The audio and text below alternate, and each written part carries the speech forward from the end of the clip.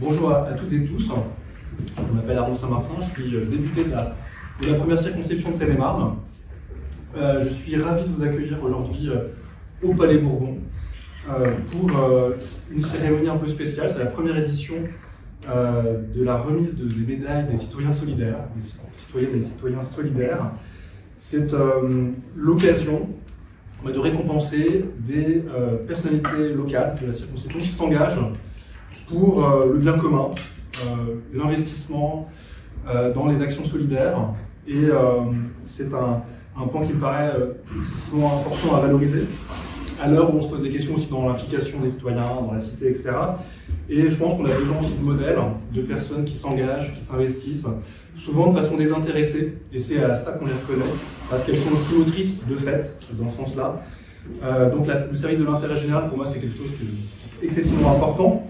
Donc ça me tenait à cœur, à un moment donné, au bout d'un an de mandat, d'avoir ce moment, ce temps d'échange, et de le faire en votre compagnie. C'est aussi une façon de valoriser le non marchand, l'action en tant qu'elle transcende des intérêts particuliers, par exemple dans les associations, toutes les associations culturelles, sportives, etc. Enfin tout ce qui sert à un moment donné le bien commun, l'effort collectif et le faire citer tous ensemble. Donc ce que j'ai fait, et je suis désolé, là, il y a des travaux à l'Assemblée, il va vraiment falloir utiliser les micros. Ce que j'ai fait cette année, c'est cette première édition, on tâtonne, on expérimente. C'est la première édition. Je veux rassurer tout le monde, y compris dans les discours. Donc cette première édition, c'est aussi l'occasion de valoriser l'engagement de citoyennes et citoyens qui m'ont fait l'amitié et l'honneur d'être présents aujourd'hui. Et je vais expliquer à chaque fois pourquoi il m'a semblé pertinent de les honorer avec cette médaille de l'Assemblée nationale. Donc on a appelé ça les citoyens solidaires. Et parce que précisément ils font progresser des causes et qui me sont chères aussi politiquement. C'est aussi une façon de montrer qu'on est d'accord au diapason dans des causes qui me paraissent excessivement importantes. L'idée m'est venue aussi en circulant sur le terrain, en fait, parce que je suis très présent ici. D'ailleurs, on me voit un peu moins en circonscription, parce qu'en fait, on doit être présent à l'Assemblée. C'est ce pourquoi on a été élu. Hein. Mais quand on revient, entre guillemets, en circonscription, on voit les acteurs de terrain, ils font des choses pertinentes, importantes. Et moi, je le fais généralement le vendredi et le samedi. Et j'ai initié quelque chose que j'ai appelé pompeusement le cirque autour. Je ne sais pas si vous avez vu le cirque autour. Donc, je circule un peu partout. Et en circulant, eh bien, je vois des acteurs engagés sur le terrain, des personnes que pour certaines je ne connaissais pas encore et que j'ai tenu à mettre en avant, parce que précisément elles font des choses importantes.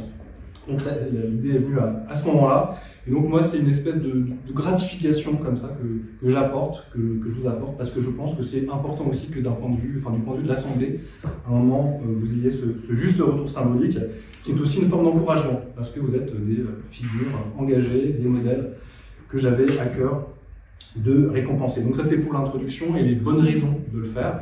Ça tombe sous le sens en vérité. Et encore une fois, de vous donner cette médaille de l'Assemblée, vous verrez, elle est magnifique, gravée en plus. Vous verrez, pour moi c'est vraiment une façon de vous accorder du crédit, au sens symbolique. Et j'espère que vous en ferez bon usage aussi de retour en circonscription, en disant voilà, mobilisez-vous, peut-être qu'à la fin vous aurez une médaille au sens. Mais dans le bon sens, de l'intérêt général, bien sûr, on ne fait pas ça de façon intéressante. D'ailleurs, et je le dis en passant, ce qui est plaisant et amusant, et je m'y attendais pas forcément, j'ai reçu pas mal de messages de personnes qui me disaient mais vous avez oublié machin, vous avez oublié Bidule, qui fait aussi des choses super importantes. Oui, enfin, c'est la première édition. Il y en aura d'autres, vous inquiétez pas, j'espère qu'il y en aura d'autres. Tant qu'il n'y a pas de dissolution. Donc c'est une première édition, il y en aura d'autres, et évidemment, il y a plein de personnalités qui le méritent aussi. Une personne qui n'est pas là aujourd'hui pour des raisons de mobilité, Marie-Claire Picard, je lui remettrai sa médaille à Melun, militant très engagé, communiste que je connais depuis très longtemps, qui fait des choses merveilleuses dans son association. Donc en gros, vous êtes sept personnes aujourd'hui qui recevront cette médaille. Ce que je vais faire, et là encore une fois, c'est une cérémonie qu'on va improviser, qu'on va ritualiser, donc c'est la première fois, donc vous essuyez les mains. Donc l'idée, c'est à chaque fois, je dis 2-3 mots pour vous présenter et pourquoi il me semble pertinent et nécessaire de vous remettre une médaille. Je vous confie ensuite le micro, vous avez des micros devant vous, C'est un moment aussi pour vous de démonstration, puisque là, c'est filmé. Donc ça sera sur la chaîne YouTube du député, il ne faudra pas hésiter à partager, parce qu'il y a aussi des messages à faire passer, je pense que c'est important. À travers votre engagement, vous véhiculez des valeurs positives, et c'est l'occasion à la fois d'en faire la promotion et de les valoriser par ce biais-là. Donc à vous après de prendre le micro. Et, après ça reste informel entre nous, entre Séné-Marnais au Palais Bourbon, et on rentrera tous ensemble le même train qui dysfonctionnera, et puis on connaît la chanson. Donc dans un ordre de passage qui n'est pas forcément plus théorisé que ça, je vais au fur et à mesure remettre des médailles. Je propose qu'on commence par Sarah Motion, qui est à ma droite, que j'ai rencontrée sur le terrain des luttes.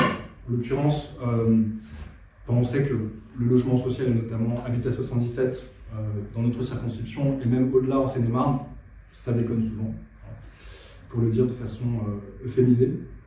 Et j'ai été alerté bien avant d'être député de certains dysfonctionnements.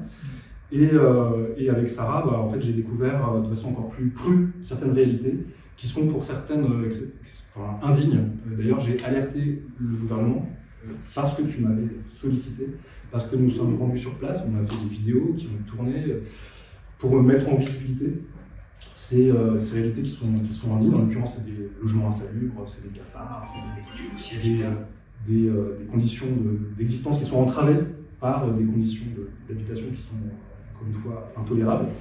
Et ça a suscité des remous. J'ai rencontré la direction d'Habitat depuis, on a échangé. Je pense qu'ils savent que je suis là et là pour faire en sorte que ça aille mieux. Et c'est notamment grâce à l'alerte de Sarah que j'ai pu être aussi efficace dans l'interpellation du gouvernement et des questions que j'ai pu poser aussi au fur et à mesure, parce que tu m'alimentais aussi. Et ça, c'est un point qui est important, c'est qu'on parle souvent de l'ancrage du député, mais alors votre ancrage local, etc. En fait, c'est aussi des citoyens qui font remonter des dossiers, qui sont super compétents sur ce qu'ils connaissent de près. Et ça fait partie de ces actrices mobilisées sur ces questions-là. Et moi, c'est précieux à un moment donné d'avoir ces remontées de terrain. Donc, tu es une femme de combat qui œuvre pour la dignité des plus faibles, à travers ce combat pour le droit à un logement décent. Et c'est pour cette raison-là qu'il m'a paru évident de te mettre cette médaille. Et je te laisse maintenant la parole pour le temps que tu voudras. Et bravo.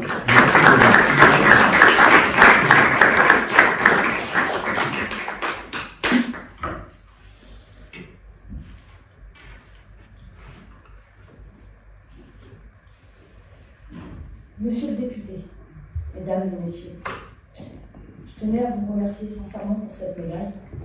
Elle me touche parce qu'elle vient récompenser un engagement qui n'est pas toujours facile, mais qui est profondément sincère.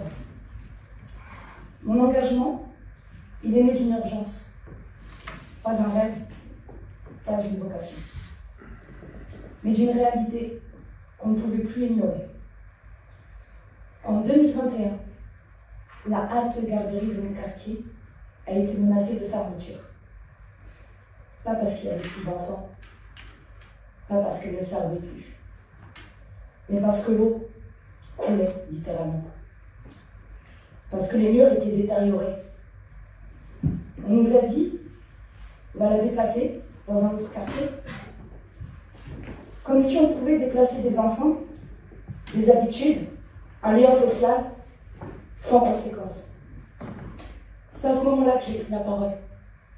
J'ai utilisé les réseaux sociaux. J'ai dénoncé. J'ai exposé ce qu'on voulait cacher. Et contre toute attente, la mobilisation a porté ses fruits. Cette structure a été maintenue. Et là, j'ai compris. J'ai compris qu'on pouvait avoir de l'impact, même sans micro, même sans mandat, même sans gros moyens, juste avec de la détermination. Ce qui m'a aussi donné de la force, c'est votre réaction, monsieur le député. Vous avez été alerté et vous êtes venu rapidement et sans délai. Vous êtes descendu sur le terrain. Vous avez rencontré les habitants. Vous avez vu. Vous avez constaté et vous nous avez écoutés. Et croyez-moi, c'est rare. Cette écoute directe, cette présence réelle, ce n'est pas un détail, c'est un message fort. Nos quartiers ne sont pas invisibles, nos combats ne sont pas dérisoires. Depuis, j'ai connu, avec des vidéos, avec ma page, avec l'association et avec d'autres locataires, j'essaie de briser le silence autour du mal logement, des négligences, des situations indignes. Cette médaille, je ne la garde pas pour moi. Je la partage avec toutes celles et ceux qui vivent les mêmes réalités. Souvent dans l'ombre, celles et ceux qui se battent pour que leurs enfants vivent mieux. Alors, monsieur le député, merci. Merci à vous.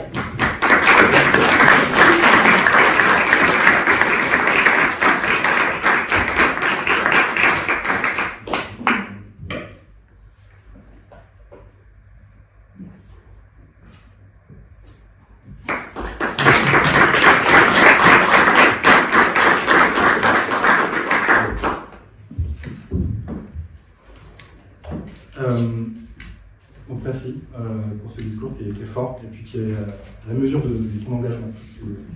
C'est beau à voir. Karim Idine, à ma gauche. Moi j'ai rencontré Karim à un moment, enfin on s'était déjà vu une fois ou deux, comme ça on avait échangé, mais c'est dans un contexte un peu dur, on s'est encore plus rencontrés. C'était un contexte qui a défrayé la chronique médiatique, une rixe sur un terrain de foot. Et je t'ai découvert comme patron d'un club de foot. Je ne savais même pas en fait que tu étais le patron du club de foot d'Amaryllis. Je t'ai rencontré dans cette circonstance terrible. Et moi je dois dire que j'ai été impressionné et admiratif de ton sang-froid, de la façon dont tu as affronté aussi ces médias qui, pour certains d'ailleurs, étaient venus ce jour-là, la conférence de presse, je me rappelle très bien, qui étaient venus là, notamment CNews, pour pas les nommer, pour faire du beurre sur encore un fait divers, et pour pointer, stigmatiser et construire ces paniques morales terribles qui cassent le lien social. Et moi j'ai trouvé ça remarquable la façon dont tu as géré cette crise, en la refroidissant, en prenant la parole de façon digne et en refroidissant, quand tous les autres voulaient que ce soit encore plus à vif, quoi. Et je pense qu'on en a besoin contre tous les agitateurs de troubles, les retaillos et compagnie qui sont constamment en train d'agiter les divisions du peuple par le racisme, l'islamophobie, la stigmatisation. Et dans un moment délétère d'extrême-droitisation de la société française, nous on valorise modestement et on sait que c'est pas forcément consensuel. Hélas, la désescalade, la pacification, le dialogue, la sérénité et puis l'accueil de l'autre. Et c'est ce que tu as su faire. Et vraiment, j'ai trouvé ça remarquable. Et depuis, on discute. Et ce que je voulais récompenser, c'est évidemment ton engagement associatif, tout ce travail que tu fais, et comme tous les bénévoles, désintéressés, avec tous ces jeunes qu'on maintient dans l'activité, et ça c'est super important, plutôt que les saisonner, désœuvrer, sans objectif, sans perspective. Là, ils ont un objectif, déjà d'être ensemble, de s'amuser, de passer du temps à jouer au foot, etc. Et de le faire dans cet esprit de concorde constructive, de bonnes dépenses dans le jeu, je trouve que c'est super important. Et de voir que tu y arrives et que tu le fais avec ce talent, c'était une façon pour moi de m'associer, en tout cas de le valoriser et de lui donner un peu de force symbolique avec cette médaille. Donc j'ai cette petite médaille que je vais te remettre après ton discours. Maintenant je te laisse, je te confie la parole et je sais que tu sauras briller. Si on ne fait pas de discours, on a quand même la médaille. Je sais que tu l'as un discours tout près. En fait, je ne vais pas faire un discours, je vais continuer la discussion, si tu me permets, monsieur le député. Effectivement, vous avez évoqué une période très, très difficile qu'on a vécue au sein du club, à laquelle on n'est pas forcément préparé. Même si on se rend compte, quand ça nous arrive, que finalement, quand depuis un certain nombre d'années, on travaille avec des équipes de bénévoles hyper engagées, au moment où justement il y a des situations assez exceptionnelles, très compliquées, on arrive effectivement collectivement, j'insiste sur le terme collectivement, à affronter des situations sans être piégés effectivement par des acteurs qui souhaitent s'appuyer là-dessus pour faire le buzz et avancer sur le sujet qui sont bien entendu pas les nôtres. Alors, pour comprendre comment on arrive à ce moment-là à essayer, à réussir à faire le pas de côté et à gérer une situation de crise, il faut comprendre que c'est aussi parce qu'on a un engagement qui ne date pas d'aujourd'hui. Alors moi je suis né à Benin, un beau Briard. J'ai grandi à Damary-les-Lys, une ville que j'aime, dans un territoire dans lequel je vis depuis près de 50 ans. Et j'aime en faire la promotion. Et j'aime aussi apporter ma pierre à l'édifice pour que les jeunes générations s'y retrouvent aussi. Alors pourquoi le football dans un premier temps? Parce que je disais que j'avais grandi à Damary-les-Lys, je suis un enfant des quartiers de la Plaine du Lys, on appelait la ZUP à l'époque. J'ai grandi dans le bonheur, j'ai été éduqué par des parents qui m'ont transmis des valeurs extrêmement importantes, qui sont celles qu'on défend et qu'on essaie de transmettre aujourd'hui à travers cette mission, je crois aujourd'hui éducative à travers le sport. Et puis c'est à cet endroit-là, dans ces quartiers, que j'ai forgé mes convictions. Et un élément extrêmement important, très rapidement, j'ai vite compris qu'il fallait travailler de manière collective. Effectivement, l'actualité nationale ou internationale, c'est la loi du plus fort. C'est beaucoup de violence. À l'inverse, je crois qu'avec les personnes qui sont là, les récipiendaires, les invités, je crois qu'on œuvre tous au quotidien à rapprocher les uns les autres, à créer des passerelles, à créer des liens. À l'échelle locale, c'est ce qu'on fait avec le club de foot. Nordine qui est là, le manager général du club, qui fait partie des travailleurs de l'ombre, on est très nombreux. Je tiens à travers cette médaille à les féliciter. Effectivement, vous êtes venus à un moment très critique, et c'est dans la difficulté qu'on évalue la qualité d'une organisation, qu'on évalue la qualité des femmes et des hommes. Moi, j'en profite pour vraiment remercier l'ensemble des acteurs de notre club, les bénévoles, les éducateurs, les dirigeants, qui ont su faire face à une situation très particulière et qui nous a renforcés en fait. Et aujourd'hui être là, c'est aussi participer à ce qu'on va faire par la suite. Parce que forcément, quand on est au cœur de ces situations-là, il y a un gamin qui est entre la vie et la mort, une ville qui... Quand il y a du gaz dans l'air, il suffit d'une étincelle pour que ça explose. Nous, ce qu'on a choisi de faire, c'est d'être raisonnable. Et c'est à partir de ce moment-là, de prendre nos responsabilités et de voir comment accompagner cette situation. Donc, je te remercie d'être venu à ce moment-là, apporter ton soutien parce qu'on en avait besoin.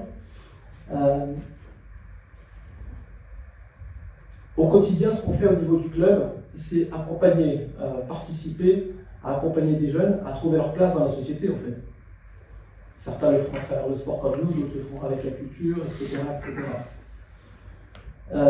C'est ce qui nous motive au quotidien. Aujourd'hui, je veux en particulier saluer Nordine puisque c'est moi qui est du côté de la table, j'aimerais aussi saluer Nordine parce que ça fait 30 ans qu'on travaille ensemble. Ça n'est pas d'aujourd'hui. Et à travers Nordine, tous les autres participants. Ça, c'est l'échelle locale. Maintenant, à l'échelle internationale, c'est pareil, ça fait une vingtaine d'années que j'essaie de travailler à rapprocher les deux rives de la Méditerranée. Ça aussi, c'est un sujet. Ça aussi, c'est un sujet d'importance. C'est aussi pour ça que j'ai d'autres bénévoles qui sont présents là au titre d'Alfranc Network, une structure une association, là aussi composée de bénévoles, qui travaillent au quotidien à mettre en place des actions qui permettent à minima d'échanger, là où d'autres essayent de séparer les uns et les autres, avec nos homologues de l'autre côté de la Méditerranée, au Maghreb, en Afrique de l'Ouest en particulier. Et je crois que là où les acteurs institutionnels ont du mal à échanger, parfois sur des situations de rupture, on parle beaucoup de la perte d'influence de la France en Afrique.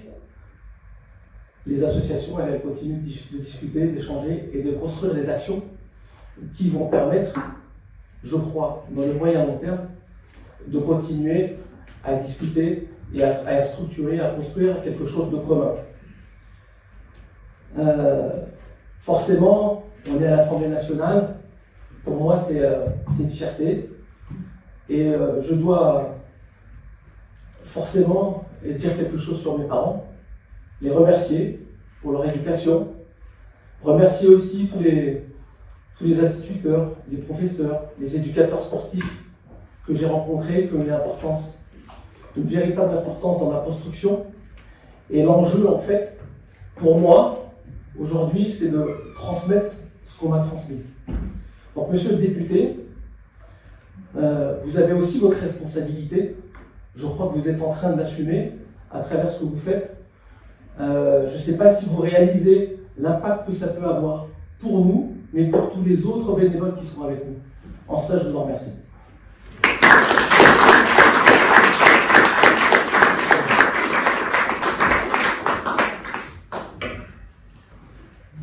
Cher Karim, je te remets. Faut que je me lève, hein? Comme je le sens. C'est un peu formel. Je te remets la bouteille de l'Assemblée. Un grand merci. Merci. Merci encore.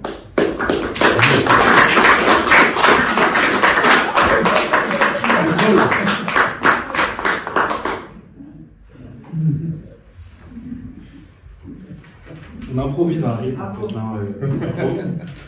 on va le mettre au point, au fur et à mesure. On est les premiers. On est les premiers. Merci beaucoup pour cette intervention hyper construite et puis qui dit bien la qualité de ton engagement. Et puis la générosité, et puis qui va au-delà de Damary, enfin jusque sur les rives de la Méditerranée, et on en avait déjà discuté, c'est ça qui est une dimension diplomatique aussi, sur laquelle on pourra encore discuter à l'avenir. Sans plus attendre, François de Sèze, que j'ai rencontré aussi sur le terrain. On ne se connaissait pas avant. On s'est rencontrés à Chagny-en-Bière, où tu es élu conseiller municipal. C'était un déjeuner des anciens, il me semble, en décembre. Et qui sont des moments de convivialité formidables, où les gens se rencontrent, etc. Et c'est important de construire aussi du lien par ces moments-là. Et donc on s'est rencontrés, on avait beaucoup discuté avec Fatia Madmodel, qui n'est pas là aujourd'hui parce qu'elle répète sa pièce de théâtre. Je fais le faux bon, c'est quand même triste, parce qu'elle a beaucoup œuvré dans l'organisation de cette journée, de cette cérémonie. Et puis, pour te dire, c'est Fatia qui a suggéré ton nom. Et elle a eu raison. C'est vraiment une très très bonne idée. Parce que donc, déjà, vous avez construit une amitié là, en échangeant sur ces questions de solidarité.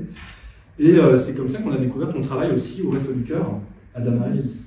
Et donc on s'est rendu sur place aussi, parce que, bon, pour des raisons aussi matérielles, c'est que la situation de là où vous travaillez pour le bien commun et l'intérêt général n'est pas forcément optimale. En l'occurrence, c'est de toi qui fuis, entre autres. Donc on a fait un courrier à M. Bataille, donc on verra si ça en est fait. En tout cas, on a vu cet engagement qui est celui de toutes les personnes qui œuvrent aussi au sein des Restos du Cœur, que j'ai visité à Damariélis, mais aussi à Melun, enfin partout.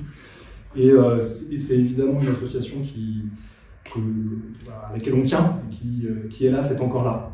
Parce que tel qu'il avait pensé Coluche, ça ne devait pas durer, ce type d'action caritative. Hélas, ça s'est éternisé. Mais c'est néanmoins hyper important.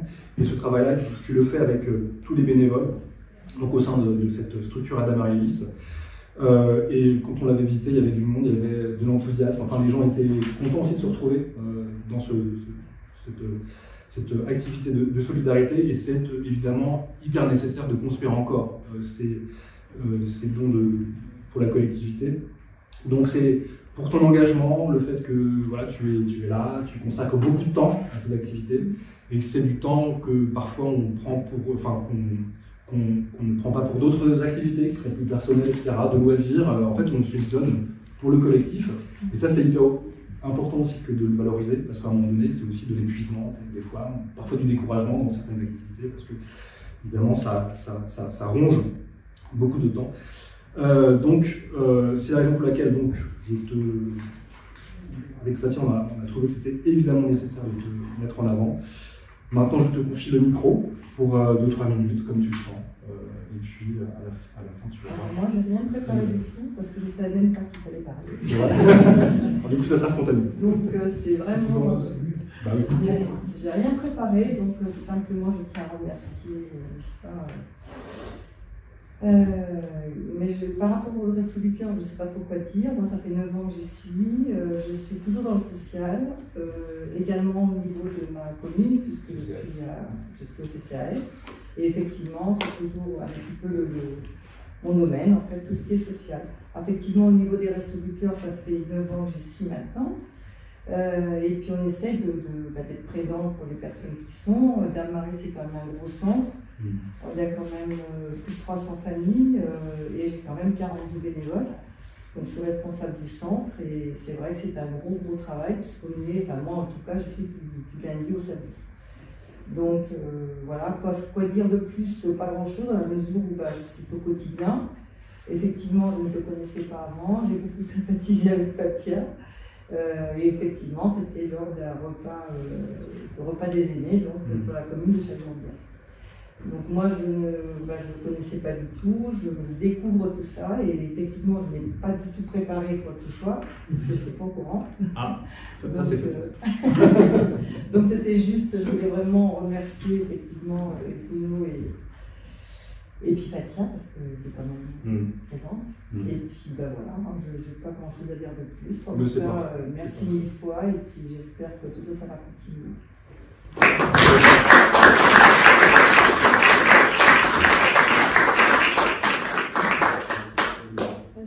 Merci beaucoup.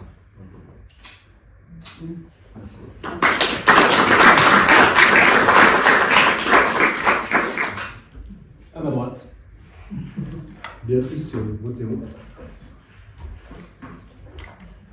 Béatrice Vauthéreau, que j'ai rencontrée il y a assez longtemps en fait. Oui. Ouais.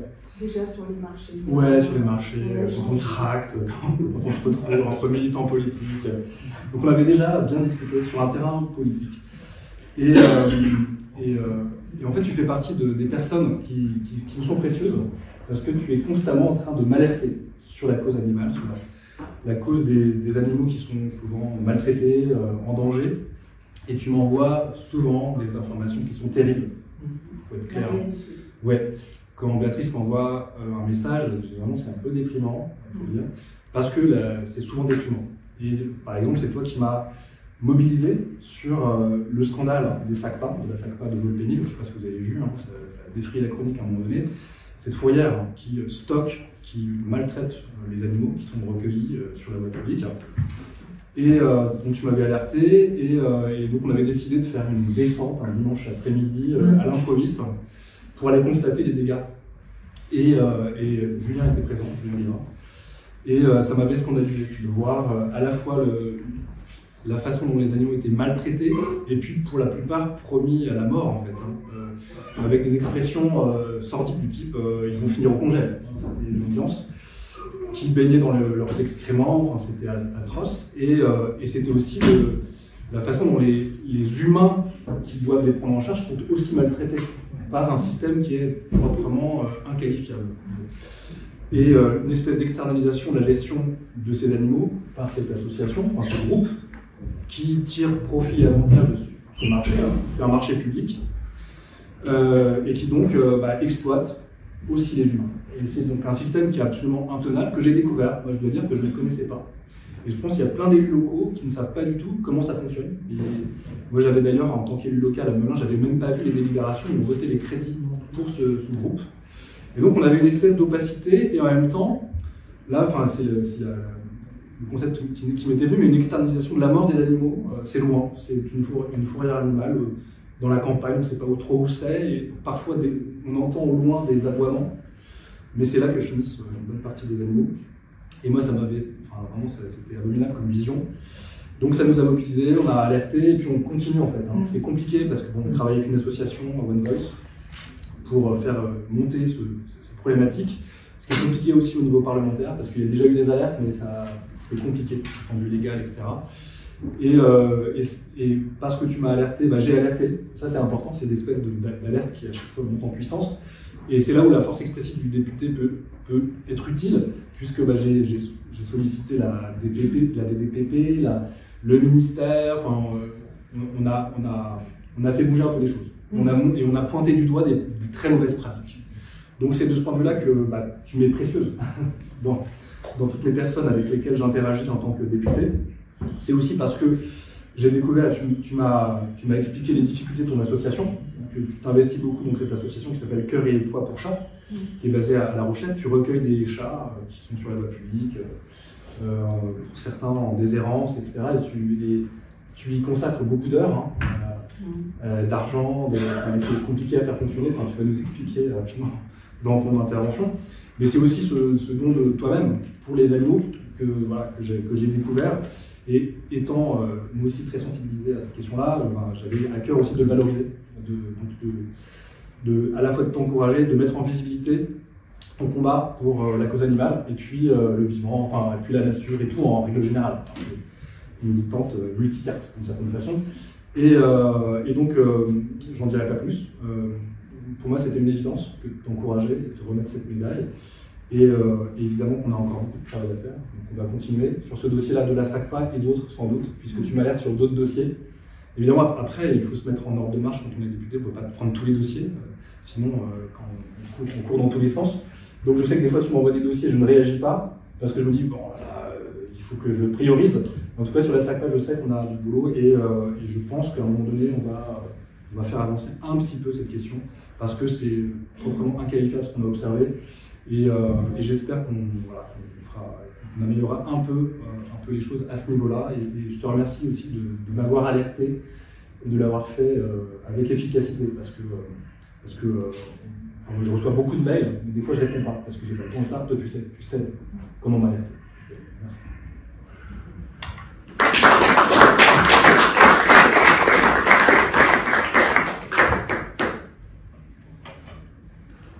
Merci Arnaud, merci beaucoup.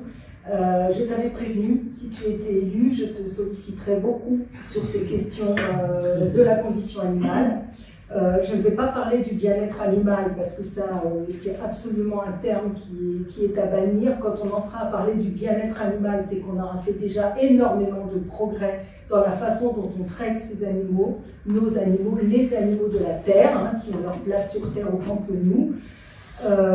Voilà, donc en fait, mon histoire, je suis malade, comme beaucoup de personnes qui se battent pour les causes du vivant. Je suis malade d'empathie. Je suis malade d'empathie envers tous les êtres vivants, qu'ils soient, excusez-moi du terme, il y en a qui vont peut-être un peu tiquer, mais qu'ils soient animaux humains ou animaux non humains. Et effectivement, comme toutes les personnes qui souffrent de cette pathologie d'empathie extrême, nous sommes en souffrance et du coup nous sommes en permanence sollicités par notre conscience. Voilà.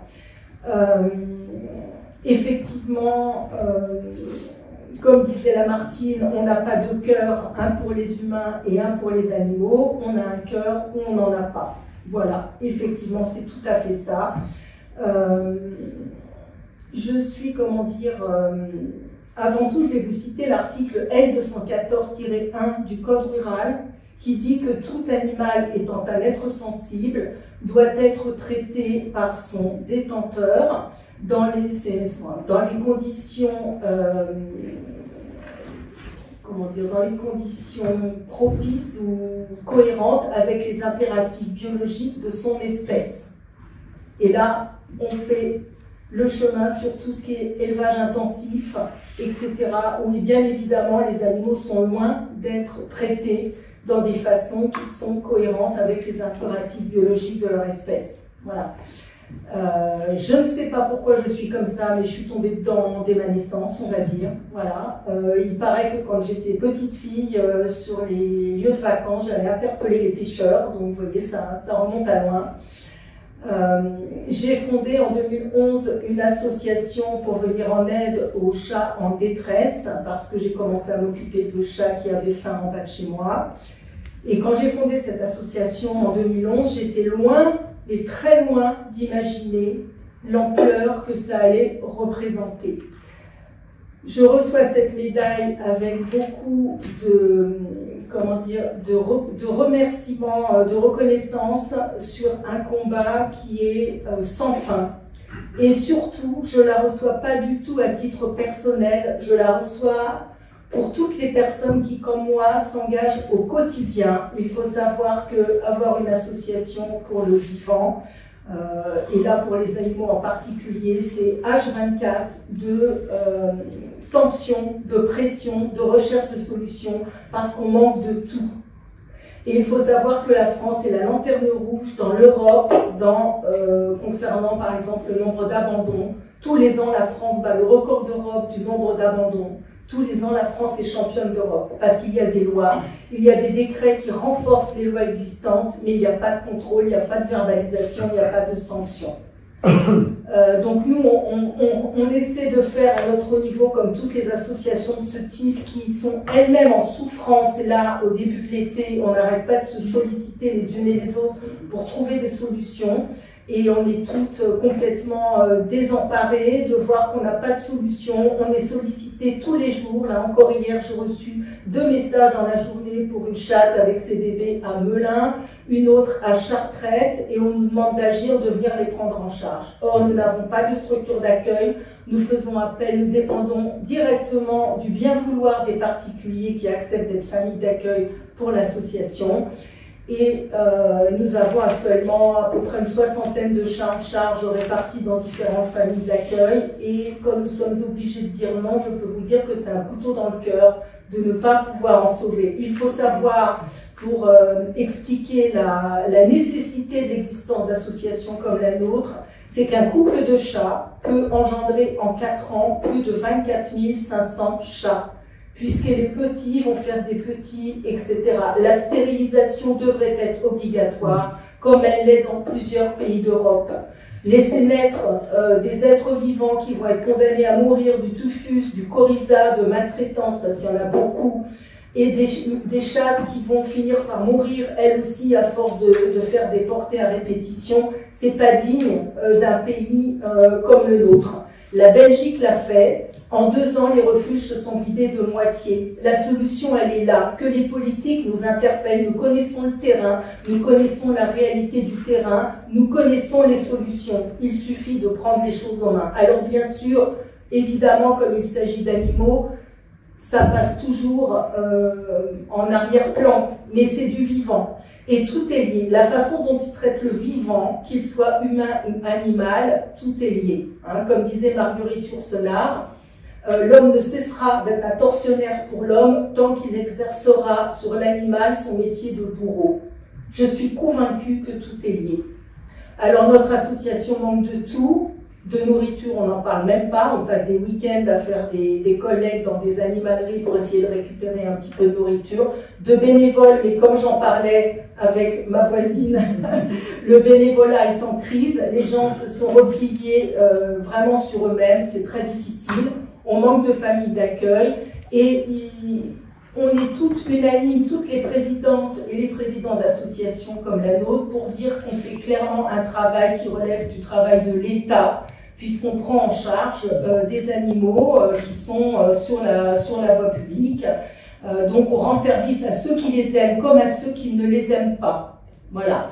Et il y a aussi beaucoup de liens sociaux dans une association comme la nôtre. On rencontre énormément de personnes, et notamment des personnes âgées qui sont désemparées, parce qu'on a eu le cas d'une personne de 85 ans ces jours-ci. Là, on a pris en charge la chatte et les 3 chatons. Et aussi des personnes qui sont seules avec leur animal et qui se font des soucis pour savoir ce qu'ils vont devenir quand ils ne seront plus là. On a beaucoup de relations avec des individus. En fait, c'est très riche, mais c'est extrêmement prenant, épuisant. Et la pire période de l'année, celle-ci, je vais terminer là-dessus, je ne vais pas monopoliser toute la fin de la... Je vais terminer là-dessus parce qu'on est à l'approche de l'été, donc il y a énormément de naissances dans les rues et c'est là qu'il y a beaucoup moins de personnes qui sont disponibles pour accueillir, pour aider. Et il y a beaucoup de maladies qui traînent et en fait on est sans solution. On n'arrive déjà pas à trouver des solutions de repli pour des chats qui sont actuellement en famille d'accueil et dont les familles d'accueil partent en vacances. Et ça, je le dis au nom d'autres associations comme la mienne. Il y en a des milliers en France. Et on sait que c'est un combat sans fin. Et surtout, la phrase qu'on redoute et qu'on se dit chaque année, cette année est encore pire que la précédente. Ça va faire 14 ans que l'association existe, ça fait 14 ans qu'on dit cette année est encore pire que la précédente. Merci beaucoup Arnaud en tout cas pour ton application sur ce sujet, pour ton écoute, pour ton action et merci d'être sensible aussi à cette cause-là.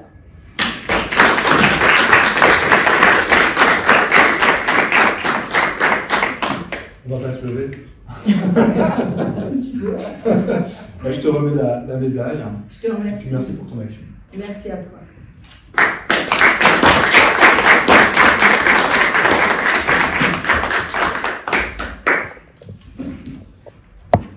Autour de Colette Billiec, professeure, militante syndicale pendant 4 décennies. Tu as été engagée pour la lutte des droits des professeurs et pour une école plus inclusive. Tu poursuis ton engagement en devenant une élue de la République à Volpénil. Tu as été adjointe. Et tu t'es occupée de beaucoup de sujets, notamment de solidarité. Et ton engagement, et c'est comme ça qu'on s'est rencontrés d'ailleurs, se poursuit dans des associations mémorielles et contre l'oubli des justes de l'histoire, comme les Républicains espagnols ou les libérateurs de notre pays de l'occupant nazi. Pour te dire, la très bonne idée de te nommer pour cette médaille, pour cette première édition des Citoyens solidaires, m'a été soufflé par un certain Julien Guérin, ici présent. Et je l'en remercie, c'est une très très bonne idée. Et je vais te confier le micro, Julien, pour que tu dises quelques mots pour mettre en valeur ton action, Colette. Ça me passe pas. Deux micros. Merci. Merci à cher Arnaud, chers amis et surtout chère Colette.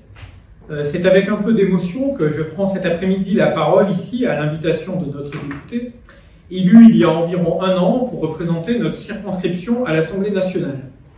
Rappelez-vous, nous étions alors dans un contexte historique où c'était rien moins que les fondements de la République qui étaient en jeu. Je suis certain d'ailleurs, chère Colette, que tu as su mesurer la portée politique de la victoire d'Arnaud dans la circonscription en historienne que tu es.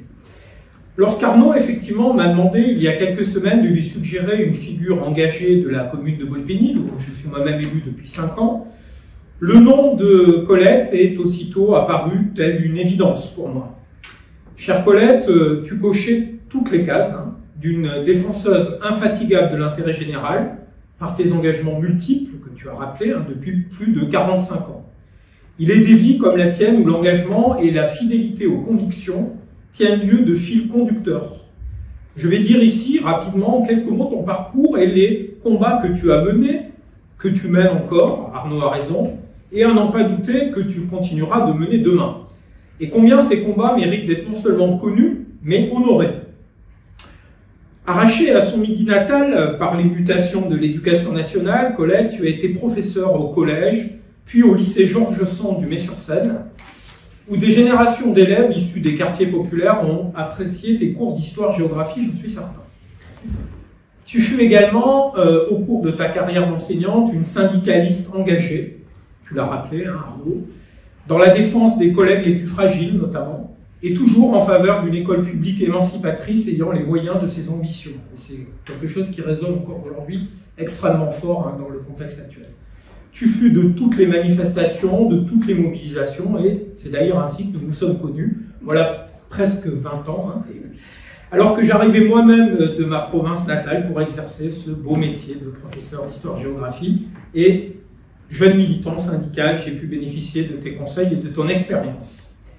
Une fois en retraite, tu t'es pas arrêté, tu t'es engagé dans la vie communale de Volpénil en devenant maire adjointe, tu l'as rappelé, évidemment chargé de la solidarité, mais aussi des commémorations historiques, dans les équipes de Pierre Carassus, lui-même ancien député de Seine-et-Marne, hein, puis de Pierre Herrero. C'est toi qui as porté à Volpénil la mission du centenaire sur la guerre de 14-18, et notamment cette magnifique journée qui est restée dans toutes les mémoires, hein, du 5 septembre 2014, au château de Volpénil, où des milliers de personnes sont venues alors découvrir ce site et son histoire, en particulier son lien avec la Première Guerre mondiale, hein, avec une intervention remarquable de la jeunesse et des scolaires à l'époque. Et c'est désormais cet engagement historique, hein, qui t'occupe dans les multiples associations dans lesquelles tu as investi ton temps et ton énergie, au service, effectivement, Arnaud l'a dit, du travail de mémoire. Et je sais que les combats de la résistance et ses valeurs sociales et démocratiques ne sont jamais très loin.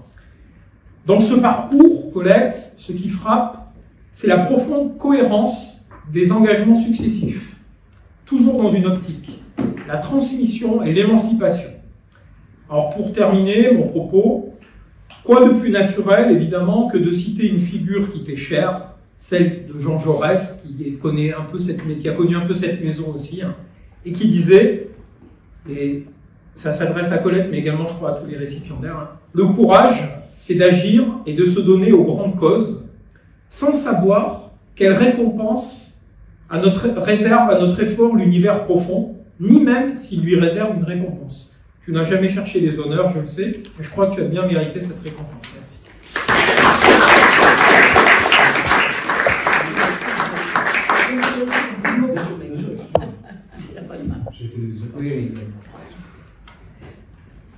Monsieur le député, mon cher ami Julien, bien évidemment, je ne m'attendais pas à ce magnifique éloge qui me touche, bien sûr. Alors, il est vrai que mon parcours est très différent de ceux que j'ai entendus. Bien, je suis d'un certain âge, comme vous le constatez, et c'est toute une suite d'engagements qui ont tous une cohérence, puisque ça a été dit, mais pour moi c'était fondamental, la défense de convictions en permanence et des personnes. Je n'ai jamais oublié défendre des personnes. Dans ma vie militante syndicale, je me suis beaucoup attachée à défendre les collègues les plus maltraités, notamment les auxiliaires, les contractuels, les malades. C'était un engagement qui a duré très très longtemps, tout au long de mes 40 années d'exercice. Et c'est vrai que depuis, je n'avais milité peu, c'est vrai, mais j'ai toujours été adhérente de façon au moins régulière d'associations historiques très différentes, que ce soit des associations relatives à la Grande Guerre, bien sûr, mais aussi la Deuxième Guerre, et je suis très attachée à un travail d'approfondissement sur la mémoire de la résistance, notamment dans ma commune, mais pas que, avec des liens avec Damary, parce que ça émerge en ce moment, mais aussi avec la République espagnole. Je suis adhérente, bien que n'ayant pas été concernée, ni ma famille, par ces événements tout à fait terribles, je suis vraiment très fidèle aux actions des différentes associations mémorielles espagnoles qui ont beaucoup leur siège dans les Pyrénées-Orientales, ce qui me permet parfois d'y aller rarement, trop rarement, mais c'est un attachement fort que j'ai pour eux, bien sûr. Alors, mon attachement à ces engagements successifs, bien évidemment, je ne peux pas oublier de dire que maintenant, j'ai, je dirais d'une certaine manière, évolué, vu mon âge aussi, et vu les demandes qui m'ont été faites après toute une vie au service du social et de l'engagement au niveau des personnes.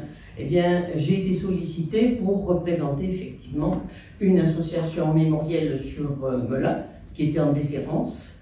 On est venu me chercher Et on essaye, avec l'aide de différents adhérents, dont certains sont présents ici, de la faire revivre. Et je crois qu'on n'a pas trop mal réussi notre dernier épisode qui a eu lieu donc le 18 juin pour rappeler l'engagement d'un compagnon de la Libération mort en opération au tout début de la Deuxième Guerre mondiale. Voilà, donc merci.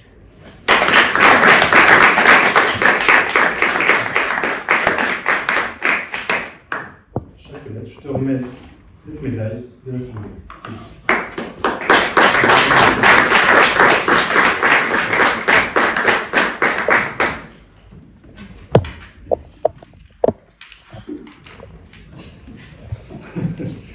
Last but not least. Cher Sylvie ici. Donc c'était aussi une évidence de te remettre cette médaille, parce que tu la vaux bien, parce que tes actions, moi, je les suis depuis un certain temps, depuis que je suis arrivé à Melun. Il faut dire que tu es assez inévitable dans le paysage. C'est dur de ne pas le voir. Tu prends de la place symbolique et de bonne loi. Parce que tout ce travail que tu fais, tu le fais évidemment au service de tout le monde, avec des opérations coup de poing, solidarité souvent, et qui marchent bien, qui sont importantes, à l'adresse des plus démunis, des gens qui ont du mal à se nourrir notamment, et tu leur offres souvent des moments de répit, et matériellement tu leur apportes du soutien, avec tous ces bénévoles qui accompagnent ce travail, et qui le font dans les intéressements et la bonne humeur. Ça c'est important aussi, parce que je pense que c'est quelque chose qu'on est en train de vivre en ce moment, c'est aussi une forme d'enthousiasme collectif à faire le bien, et ça tu le symbolises beaucoup avec ce mot clé de solidarité que tu affiches comme un concept fédérateur, et je pense que c'est en soi mobilisateur, au service donc de la cohésion, de l'entraide. Tu manques pas d'énergie, ça c'est clair, pas d'habileté aussi, de sens de la communication, donc tu as un savoir-faire et puis un faire-savoir, permanence activée dans tes actions, et aussi sur les réseaux sociaux, quoi. Enfin, tu nous inondes de ces opérations de solidarité, et c'est très bien. Et c'est donc cette énergie que je voulais valoriser à travers cette médaille, qui encore une fois pour moi relevait de l'évidence, et évidemment qu'il faut continuer, il faut s'en donner les moyens aussi. Je sais que c'est pas toujours évident, par moment tu as pu rencontrer des obstacles, des difficultés pour par moment faire tes distributions solidaires. Il faut trouver les bons endroits, les conditions de stockage, etc. Enfin, je sais que c'est pas évident à assurer, c'est toute une logistique un peu invisible que tu assures en coulisses, et on imagine bien que c'est compliqué à faire fonctionner, mais tu y arrives, et tu continues à mobiliser autour de toi, donc c'est très bien, et tu le fais à Melun, capitale de la solidarité. Et il faut que ça continue, et évidemment que tu as encore suffisamment d'énergie pour le faire. Donc moi je suis ravi de pouvoir t'encourager encore, et le faire avec cette modeste médaille de l'Assemblée, que je te remettrai une fois que tu auras fait ton discours.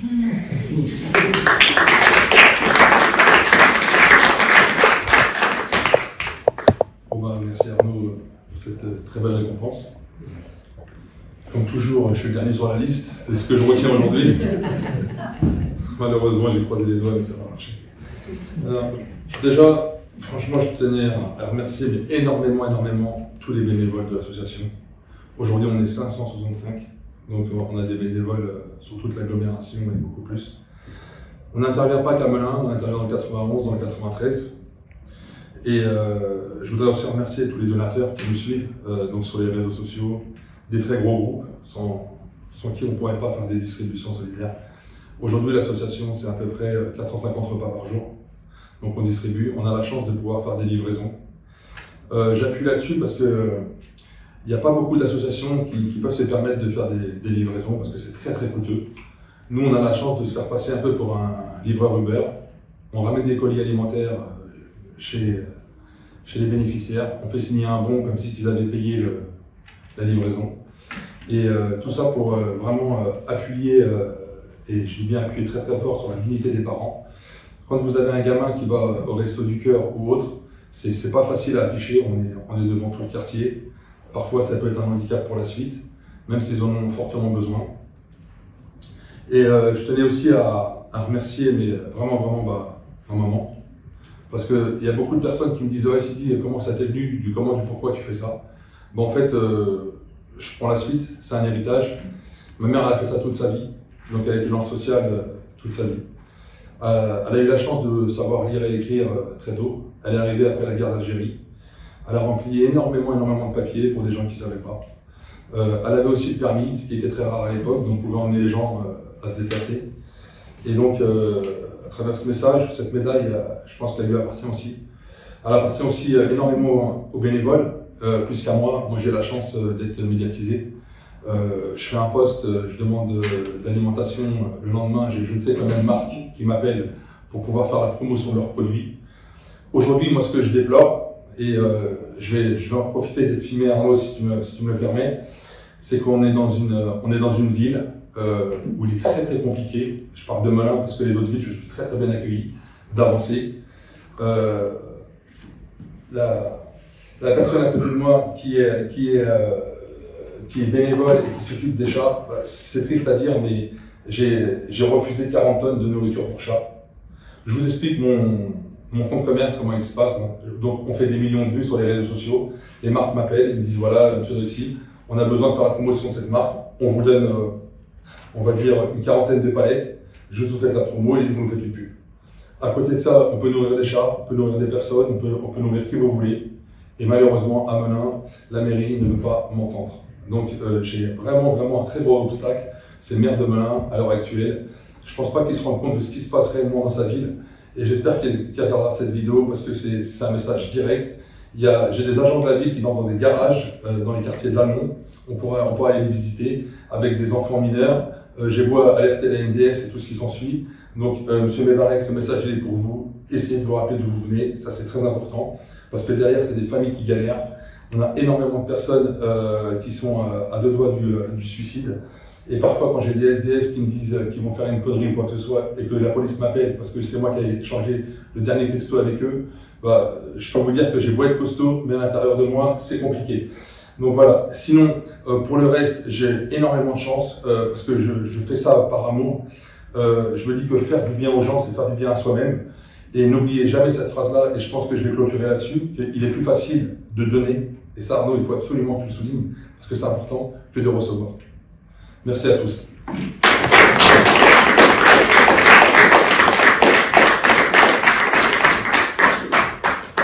On peut pleurer là. Ah, le discours. Ouais, c'est vrai. Merci.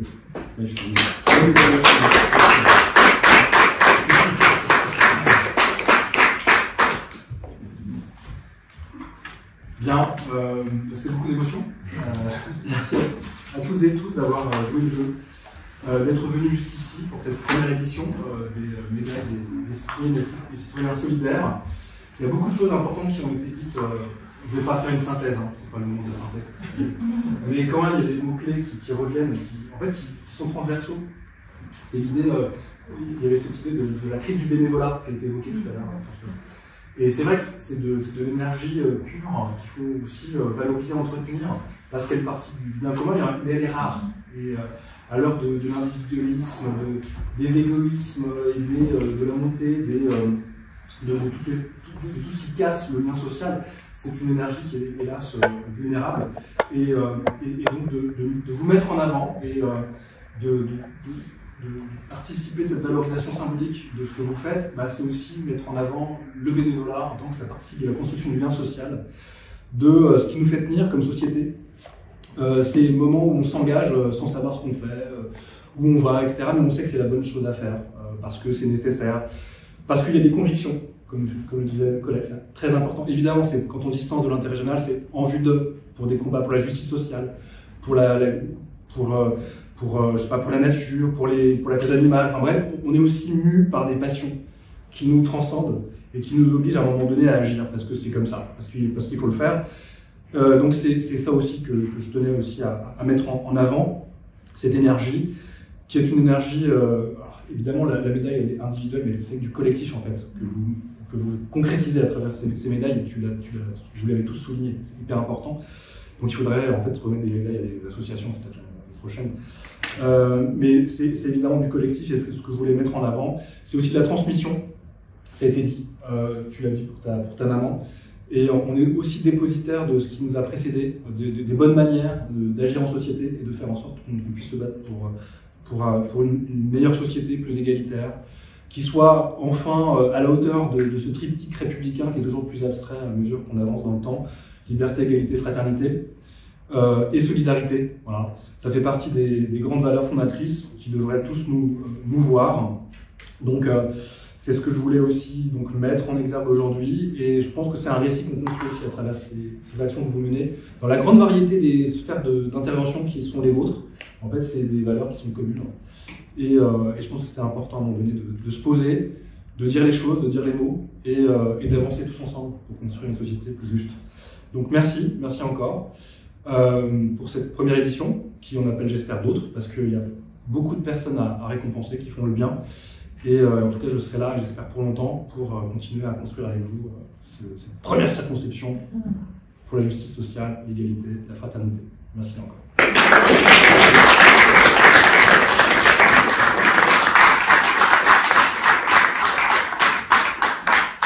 Excusez-moi, en fait j'ai eu une idée là, Je parlais de savoir-faire. Voilà, à Melun, comme dans d'autres communes, là où on galère le plus, c'est avoir des bénévoles qui sont en capacité de faire plusieurs choses. Et le projet, est-ce que j'aimerais, moi parfois j'ai des bénévoles qui sont disponibles. Là, j'entends qu'il y a des associations qui n'en ont pas. Nous, on a énormément de chance. Peut-être via les réseaux ou autres, on arrive énormément à recruter. Et je me dirais, pourquoi pas faire un bâtiment, là où il y a toutes les associations, en fait, et que le bénévole, il ne serait pas que bénévole que pour une asso. Il serait bénévole pour celui qui en a besoin. La transversalité. Exactement. Voilà. Et je pense que Melun, comme l'indique son nom, la capitale de la solidarité, voilà, pourrait être un bon point de départ, en fait, pour immerger là-dessus. Et puis, Arnaud, je pense que on sait qu'on peut compter sur toi. Donc ce projet, on va le faire ensemble. Pas de pression. Voilà, pas de pression. C'est ça. Là, on est nombreux. On est filmé, on est écouté. Donc voilà.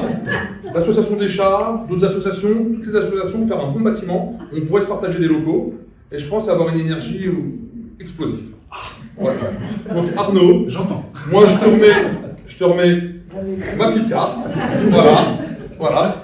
Pour ton bon vouloir. Vous pouvez l'applaudir.